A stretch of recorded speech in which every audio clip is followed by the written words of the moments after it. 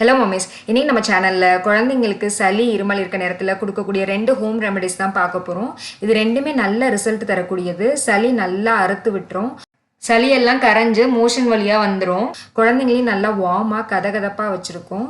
இந்த மருந்துலாம் எந்த அளவு கொடுத்தா நல்ல எஃபெக்டிவாக இருக்கும், மருந்து கொடுத்த அப்புறம் என்னெல்லாம் பண்ணக்கூடாது, என்னெல்லாம் ஃபாலோ பண்ணணும், இதெல்லாமே சொல்லியிருக்கேன் வீடியோ ஃபுல்லாக. ஸோ கடைசி வரைக்கும் ஸ்கிப் பண்ணாமல் பாருங்கள். வீடியோ போகிறதுக்கு முன்னாடி நம்ம சேனலை மறக்காமல் சப்ஸ்கிரைப் பண்ணிட்டு பக்கத்தில் இருக்க நோட்டிஃபிகேஷன் பட்டன் ப்ரெஸ் பண்ணி வச்சுக்கோங்க. ஃபஸ்ட்டு நம்ம பார்க்க போகிற ரெமடிக்கு ஒரு தோசை கல் ஹீட் பண்ணியிருக்கேன். இதில் 5லேருந்து 6 கற்பூரவல்லி இலை சும்மாவே நம்ம ஹீட் பண்ணிக்கலாம். பெரிய இலையாக இருந்தால் ஒரு 6 இலை எடுத்துக்கலாம். சின்ன சின்னதாக இருந்தால் ஒரு 8 இலை வரைக்கும் கூட எடுத்துக்கலாம். கற்பூரவல்லியில் தூசி எதுவும் இல்லாமல் நல்லா வாஷ் பண்ணிவிட்டு துணி வச்சு தொடச்சி எடுத்துக்கோங்க. நல்லா மிதமான தீயிலே ஹீட் பண்ணிக்கோங்க. ஒரு பக்கம் சூடானதுக்கப்புறம் நம்ம இன்னொரு பக்கமாக திருப்பி விட்டுக்கலாம். கொஞ்சம் நேரத்தில் கலர் நல்லா மாறி வரும். இலையிலையும் பார்த்தீங்கன்னா தண்ணி விட்டு வந்திருக்க மாதிரி இருக்கும். அந்த ஸ்டேஜில் அடுப்பை அமர்த்திட்டு நம்ம எடுத்துடலாம்.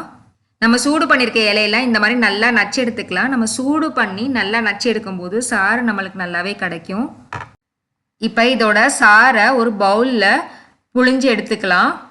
1 ஸ்பூன் அளவுக்கு நம்மளுக்கு சாறு கிடைச்சா போதும். ஒருவேளை 1 ஸ்பூன் அளவு வரல அப்படின்னா நம்ம நச்சு வச்சுருக்கோம் இல்லையா, அதோட கொஞ்சமாக வெந்நீர் சேர்த்துட்டு அதையும் நம்ம சாராக பிழிஞ்சு எடுத்துக்கலாம். இப்போ இதோட 1 வயசுக்கு மேலே உள்ள குழந்தைங்களுக்கு நம்ம தேவைக்கு ஏற்ற மாதிரி தேன் கலந்து கொடுக்கலாம். நீங்கள் இதை சங்கில் கூட ஊற்றி கொடுத்துக்கலாம். இப்படி குடிக்க பிடிக்காத குழந்தைங்களுக்கு நீங்கள் 1/2 டம்ளர் வெது வெதுப்பான தண்ணி சேர்த்து அதோட தேன் கலந்து அந்த மாதிரியும் கொடுத்துக்கலாம். இந்த சாரை தண்ணி கலக்காமல் குழந்தைக்கு டைரெக்டாக சங்கில் கொடுத்தாலும் சரி, இல்லை ஸ்பூனில் கொடுத்தாலும் சரி, இல்லை தண்ணியில் கலந்து கொடுத்தாலும் சரி, இந்த சாறு 1 டேபிள் ஸ்பூன் அளவு போதுமானது. காலையில் வெறும் வயிற்றில் கொடுக்கலாம். கொடுத்ததுக்கப்புறம் 1/2 மணி நேரத்துக்கு பால் கொடுக்குறதோ, அதாவது ஃபீட் பண்ணுறதோ, இல்லை வேறு ஏதாவது சாப்பாடு கொடுக்குறதோ கொஞ்சம் அவாய்ட் பண்ணிக்கலாம். இது குழந்தைக்கு பாடிக்கு ஹீட் கொடுத்து சளியை அறுத்து விடும். அதனால் அது கொடுத்ததுக்கப்புறம் ஒரு 1/2 மணி நேரத்துக்கு ஃபேனுக்கு அடியில் குழந்தைய படுக்க வைக்க வேணாம். ரொம்ப அதிகமாக சளி இருக்க பட்சத்தில் நீங்கள் காலையில் இந்த சாறு 1 டேபிள் ஸ்பூன், சாயந்தரம் 1 டேபிள் ஸ்பூன் அந்த மாதிரி கூட கொடுத்துக்கலாம். கற்பூரவல்லியில் சளிக்கு ரொம்பவே நல்லது. ஒரு 2.5 வயசுக்கு மேலே குழந்தைங்க சும்மாவே சாப்பிடுவாங்கன்னா இலையை சும்மாவே மெல்ல கொடுக்கலாம். அப்படி இல்லைன்னா ஒரு 5-6 இலையை 1 டம்ளர் தண்ணியில் நல்லா பாதி ஆகிற வரைக்கும் கொதிக்க வச்சுட்டு அதுக்கப்புறம் வடிகட்டி அதில் நல்லா தேன் கலந்து இல்லை நாட்டு சர்க்கரை கலந்து அந்த மாதிரி கூட குழந்தைங்களுக்கு கொடுத்துக்கலாம். இது நார்மல் டேஸ்லேயே கூட கொடுத்துக்கலாம். வாரத்துக்கு 2 தடவை இல்லை 3 தடவை அந்த மாதிரி கொடுக்கும்போது குழந்தைங்களுக்கு அதிகமாக சளி பிடிக்காது. இது குழந்தைங்களுக்கு மட்டும் இல்லை, பெரியவங்களும் இதை தாராளமாக ஃபாலோ பண்ணிக்கலாம். அடுத்து நம்ம பார்க்க போகிறது சூப்பரான ரெமடி. சளியை நல்லாவே அறுத்து விட்டுரும்.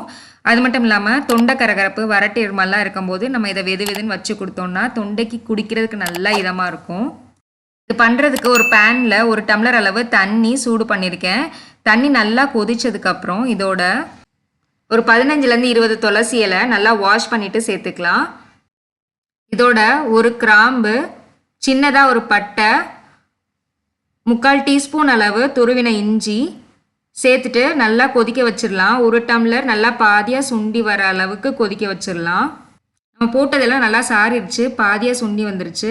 இந்த ஸ்டேஜில் ஒரு 2 மிளகு நல்லா பொடிச்சிட்டு சேர்த்துக்கிறேன். இதோட கொஞ்சமாக மஞ்சள் தூள் சேர்த்துக்கிறேன். சேர்த்துட்டு இது ரொம்ப நேரம் கொதிக்க விட வேண்டாம், ஒரு 2 நிமிஷம் வரைக்கும் கொதிக்க விட்டால் போதும்.